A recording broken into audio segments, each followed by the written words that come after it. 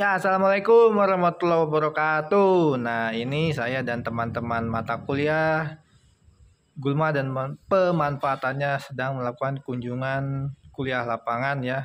Nah, di Dinas Pangan dan Hortikultura, Pangan, Pertanian dan Hortikultura Provinsi Kalimantan Utara. Nah, ini kita bisa lihat ada berbagai macam jenis rumput-rumput ya, teman-teman. Jadi rumput-rumput yang dimanfaatkan untuk pakan ternak ya. Jadi dimanfaatkan untuk pakan ternak. Nah, ada rumput-rumput apa aja sih? Yuk kita ikutin keseruan pembelajaran materi mata kuliah Gulma dan pemanfaatannya.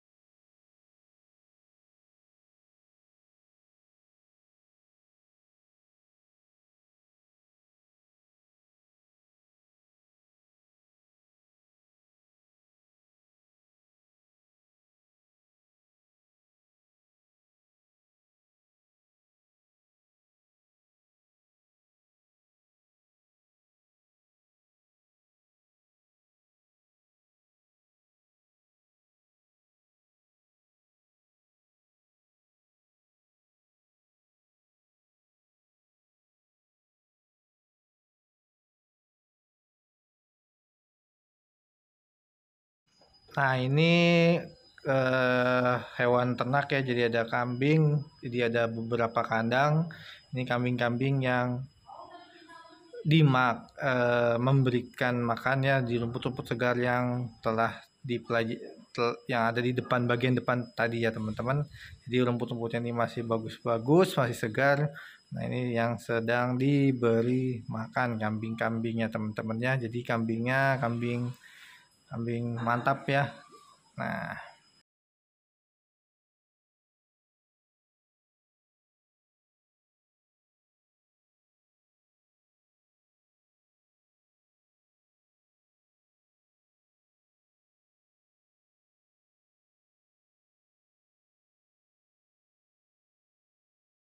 oke, setelah itu kita akan mengetahui materi-materi secara detailnya sebagai berikut ya. Ini materi dikasih sama ini Pak Dinas ya. Jadi beberapa sama dari jenis kantor rumput Dinas ya, Pertanian Perikanan yang ya, Kota terdapat Tarakan. Nah, ini materinya, silakan didengar. hasil kegiatan praktek kerja lapang Gulma dan pemanfaatannya.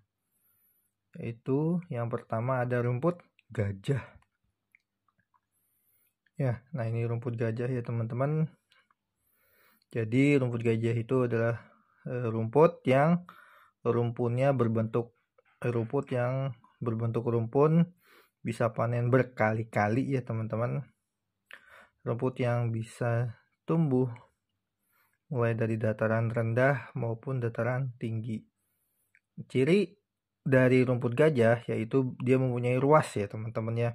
Jadi kayak tebu ya kan. Nah, dengan daun panjang yang punya sedikit rambut atau bulu ya. Bulu-bulu yang halus. Jadi kalau misalkan kita pegang dia punya bulu-bulu nih. Nah, kandungannya rumput gajah itu punya protein sekitar 8-11%, lemak 1,7-1,9%, serat ya, terus kemudian daya cerna 50% menurut BTP Yogyakarta 2013. Nah, cara pengembangan biakannya bagaimana sih? Ya kan? Tanaman ini dikembangbiakan dengan cara stek ya, maupun dengan cara pulse. Nah, pemanenan ya. Jadi kalau misalnya kita nanam pertama nih kan. Oke. Nah, kita tanam pertama, terus panennya kapan? Setelah umur 60 hari. Terus kemudian kita potong ya. Nah, itu panen berikutnya itu setiap 40 hari ya.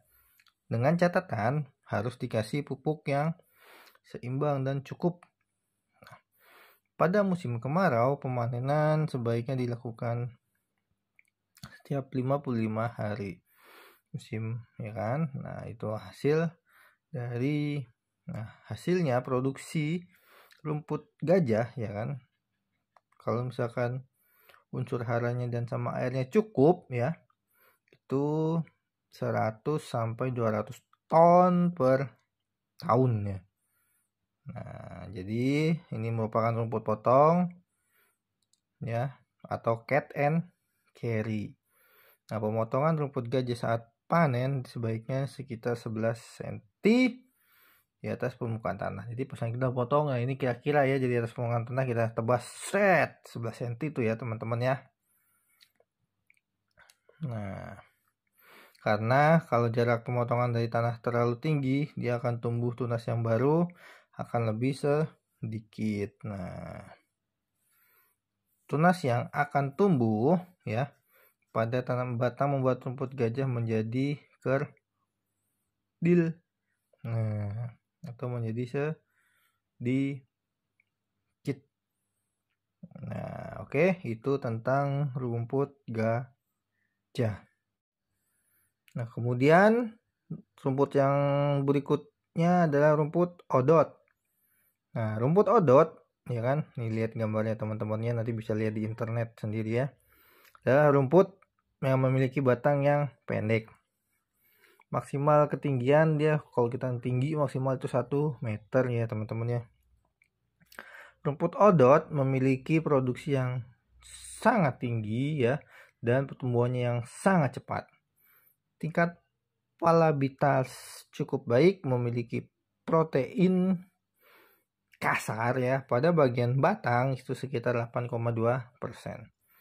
Rumput odot baik tumbuh mulai dari dataran rendah sampai dataran tinggi. Oke. Nah, bagus nih kan, bisa dataran rendah sampai dataran tinggi. Nah, rumput ini baik diberikan pada ruminansia ya, misalkan sapi ya, kambing dan yang lainnya lah, besar maupun ruminansia kecil, karena batang yang lunak dan daunnya tidak berbulu. Oke, perkembangan rumput odot bisa menggunakan stek batang. Nah, pertama kali dipanen, jadi kita nancep ya dari stek batang itu sampai umur 60 hari baru kita panen. Nah, panen berikutnya kapan? 36 hari. Nah, kalau saat musim hujan, nah kalau saat musim kemarau ya secara keseluruhan itu sekitar 45 hari. Nah, ini bisa dilihat ya teman-teman rumput odotnya. Nah, nanti kalau lebih jelasnya nanti bisa dilihat di internet. Nah, yang berikutnya adalah rumput raja atau king grass. Nah, jadi rumput raja itu merupakan persilangan antara rumput gajah dengan rumput Penicillium typhoides. Rumput raja ini ya mudah tumbuh di dataran rendah maupun di dataran tinggi. Jadi produksinya lebih tinggi dari rumput gajah. Nah, produksi dalam bahan segar ya sekitar 225 ton per hektar per tahun. Nah, rumput raja ini merupakan tanaman yang usia tumbuhnya cukup lama nih teman-teman ya. Nah, dan ketinggiannya itu bisa sampai 4 meter. Nah, bisa sampai 2 kali atau 3 kali lipat dari tinggi manusia. Ya. Memiliki batang yang tebal dan keras ya. Nah, rumput raja ini pada umur yang sudah tua ya, daunnya akan lebar, panjang dengan tulang daun yang keras. Nah, memiliki protein kasar 10,82%. Nah, penanaman rumput raja dapat dilakukan dengan pulse maupun dengan stek. Nah, batang yang dipakai harus yang sudah tua. Oke, yang selanjutnya itu ada rumput pacong ya. Rumput pacong itu merupakan persilangan antara rumput gajah dengan rumput Penicetum glaucum yang dikembangkan oleh Profesor Kailes Kyotong di daerah Pakchong, Thailand. Nah, makanya namanya rumput pacong ya, dari negara Thailand. Nah, jadi persilangan tersebut menghasilkan rumput yang memiliki pertumbuhan yang sangat cepat. Di samping itu pula memiliki kualitas yang sangat baik.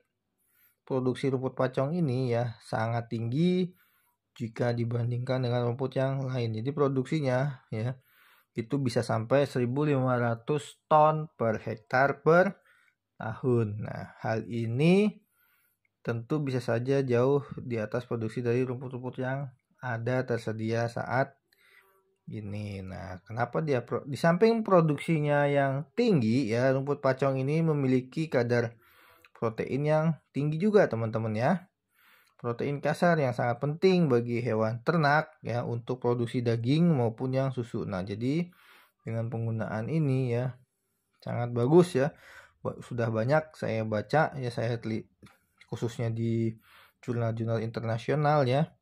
Itu sudah banyak banget ya produksi penelitian-penelitian yang menggunakan rumput pacong ya. Nah, nanti teman-teman bisa dibaca lebih lengkap. Nah, rumput pacong ini itu sangat tahan terhadap kekeringan sehingga dapat ditanam di daerah yang kondisi alamnya berbeda-beda. Nah, cara tanamnya bagaimana? Cara tanamnya itu juga sangat mudah. Cukup menggunakan stek ya. Jadi kita stek 2 sampai 3 ruas ya. Jadi kayak kita nanam singkong ya. Jadi sangat mudah kan, kita nanam singkong pernah kan? Nah, itu sekitar 2 sampai 3 ruas saja baru kita tancapkan ke tanah. Nah, apa sih keunggulan dari rumput pacong? Jadi keunggulan dari rumput pacong itu adalah sebagai makan ternak, teman-teman ya. Nah, karena memiliki kadar protein yang tinggi yaitu sekitar 16,45%. Nah, yang artinya dia lebih tinggi dari rumput odot sekitar 11,6% dan rumput Taiwan sekitar 13%. Nah, dari perbandingan tersebut ya dapat dipastikan hewan ternak akan terpenuhi nutrisinya dan lebih cepat gemuk pada saat proses pemeliharaannya. Nah, kemudian ya kadar protein yang tinggi pada rumput pacong juga sangat penting bagi hewan ternak ya, terutama bagi sapi perah. Nah, bagi teman-teman yang orang tuanya atau sedang berbisnis sapi perah ya, ini sangat baik sekali menggunakan media pakan ya, menggunakan rumput pacong. Nah, intinya pacong ini memiliki kandungan protein yang lebih banyak daripada rumput yang lainnya dan disukai sama rumput ternak. Nah, rumput pacong ini dia bisa tumbuh ya hingga 5 meter teman-teman ya, bayangkan. Nah, dia bisa tumbuh hingga 5 meter, terus daun dan batangnya tidak memiliki bulu. Nah, sehingga sangat disukai oleh hewan ternak. Nah, ya kan? Nah, itu. Nah, hal ini dikarenakan daun yang tumbuh bulu-bulu halus biasanya membuat gatal-gatal ketika dimakan. Makanya kalau misalkan kita memberikan rumput ya yang ada bulu-bulunya, nah itu biasanya hewan dia termasuk hewan ruminansia itu banyak menolak karena bisa membuat gatal-gatal di tenggorokan si hewan tersebut. Nah, kemudian yang ketiga, produksi rumput pacong itu lebih tinggi ya di antara rumput yang lainnya selama ini. Nah, jadi sekitar 1.500 ton per hektar. Nah, kalau misalkan odot itu 350 ton per hektar, lembu Taiwan 400 ton per hektar.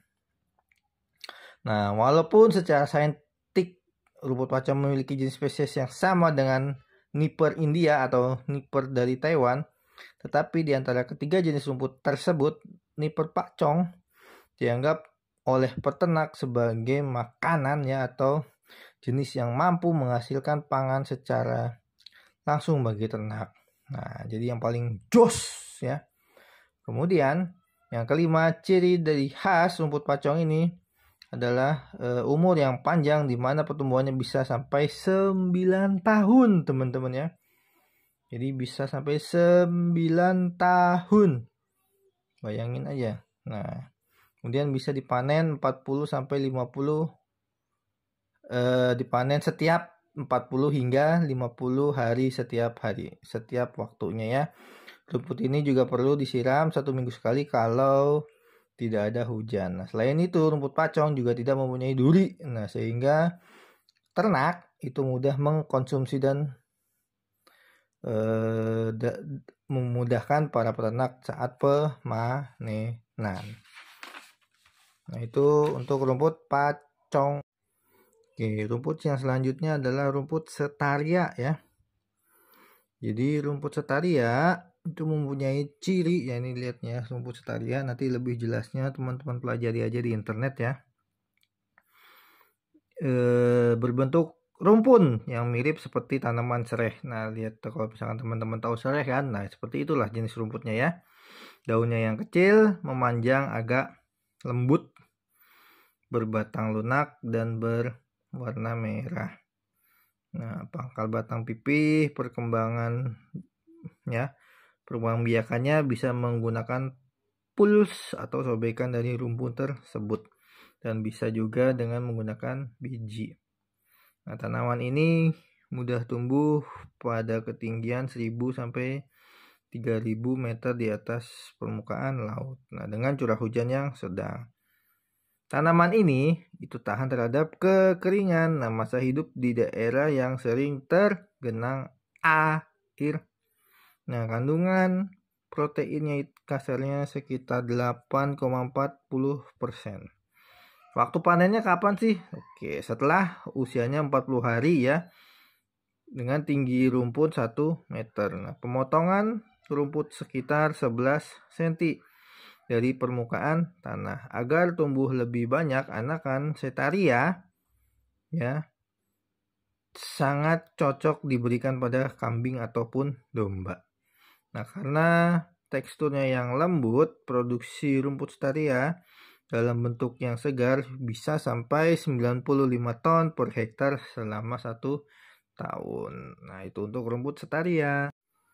Nah, kemudian rumput Brahyaria humidicola. Nah, rumput BH atau Brahyaria humidicola itu memiliki daun yang lebih kecil daripada daun bidi ya. Jadi batangnya tipenya dia merambat tuh teman-teman ya. Nah, dan mengeluarkan akar dari ruas-ruas, kemudian tumbuh rumpun yang baru atau stolon. Nah, BH cocok sebagai rumput pengembala karena perakaran yang di dalam rumpun yang sangat banyak sehingga tahan terhadap injakan. Jadi kuat nih ya. Brahyaria humidicola ya. Nah, kuat terhadap pengembala berat ya. Rumput ini juga tumbuh baik ya di daerah tropis ya. Juga sampai di daerah dataran tinggi. Nah, juga bisa tumbuh di pH ya yang sangat rendah hingga sangat tinggi. Nah, jadi kalau boleh dikatakan dia nggak rewel lah ya. Nah, rumput BH ini dikembangkan dengan biji maupun dengan puls atau rumpun. Nah, tumbuh ya dengan rizom ya, dan stolonnya sangat cepat menutupi tanah.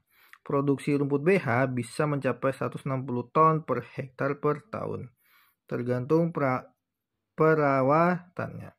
Kandungan protein rumput kandungan protein kasarnya itu sekitar 8,8%. Nah, ini daun gamal ya teman-teman ya. Nanti bisa dilihat lebih jelasnya gambarnya di internet aja ya. Gamal atau Gliricidae ya, yang biasa ditemukan di Kepulauan Bangka Belitung itu biasa disebut dengan dadap. Gamal ini sering digunakan sebagai tiang panjat sekaligus naungan ya bagi tanaman lada karena tumbuhannya berbentuk pohon. Namun belum banyak diketahui sebagai makanan ternak. Nah, jadi selain ya untuk tanaman naungan dari tanaman lada, nah si pohon gamal ini juga bisa digunakan untuk pakan ternak. Karena apa? Karena memiliki kandungan ya daun sekitar 18-24%. Nah, gamal ini tidak dianjurkan dalam jumlah yang banyak. Nah, kenapa? Karena disebabkan kandungan serat kasarnya itu sangat rendah dan bisa membuat hewan ruminansianya menjadi kembung atau di manusia itu masuk angin ya. Jadi gamal dapat diberikan dalam ransum ternak maksimal 10% dari komposisi. Nah, misalkan teman-teman mau ngaduk 100 kilo, nah berarti maksimal itu sekitar 10 kilo aja ya diaduknya ya. Sisanya dicampur yang lainnya. Kalau enggak nanti bisa membuat kembung. Jadi perbanyakan gamal ini dapat dilakukan dengan biji maupun stek. Nah, gamal mudah tumbuh dan cocok di daerah tropis. Nah, ini ada jenis tanaman regum indigofera. Jadi kalau mau lihat gambarnya lebih lanjutnya nih, nanti lebih jelasnya lihat di internet ya teman-teman. Nah, indigofera itu merupakan atau termasuk dari kelompok Leguminosae. Leguminosa pohon. Saat ini Indigofera sp banyak dimanfaatkan sebagai pakan ternak ruminansia, termasuk juga kambing ya. Jadi leguminosa pohon ini memiliki produktivitas yang tinggi dan kandungan nutrien yang cukup tinggi, terutama kandungan protein yang tinggi ya.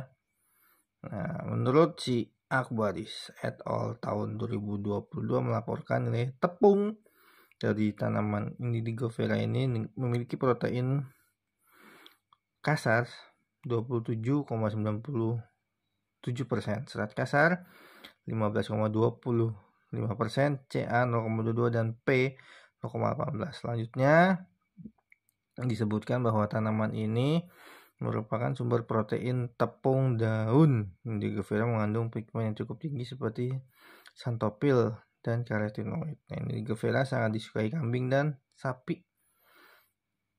Dapat diperbanyak menggunakan biji. Nah, itu untuk Indigofera. Ini adalah tanaman lamtoro atau Leucanea leucocopala. Lamtoro atau biasa kita sebut itu sebagai petai Cina sudah banyak dimanfaatkan oleh masyarakat ya di pedesaan sebagai makanan ternak teman-teman ya, sapi, kambing, domba ya teman-teman. Namun di masyarakat pedesaan sebagian besar belum mengerti kandungan isi lamtoro ini. Nah, ini jadi peluang riset, peluang penelitian teman-teman ya. Nah, tanaman lamtoro ini memiliki banyak sekali manfaat sebagai sumber protein untuk ternak ruminansia, sebagai pencegah erosi ya, serta sebagai pagar hidup untuk tanaman dan tanaman pelindung, karena tanaman lamtoro ini bisa tumbuh lebat ya teman-teman, bisa tumbuh tinggi. Nah, yang berikutnya adalah Kaliandra atau Kaliandra chalcopyrus. Nah, Kaliandra merupakan salah satu tanaman leguminosa jenis pohon semak. Nah, ini ya gambarnya. Nanti bisa teman-teman cek sendiri di internet ya. Nah, salah satu ya di antara yang paling banyak dikenal jenis Nah, bunganya berwarna merah. Kaliandra termasuk tanaman Leguminulaceae dengan subfamili Mimosaceae. Nah, penelitian menurut Hidayat tahun 2006 yang menyatakan bahwa Kaliandra adalah pohon kecil berbatang tinggi maksimal ya, itu bisa sampai 12 meter teman-teman. Wow. Dan tinggi dan diameter batangnya itu bisa sampai 20 cm. Nah, itu 20 cm meluk itu enak tuh ya.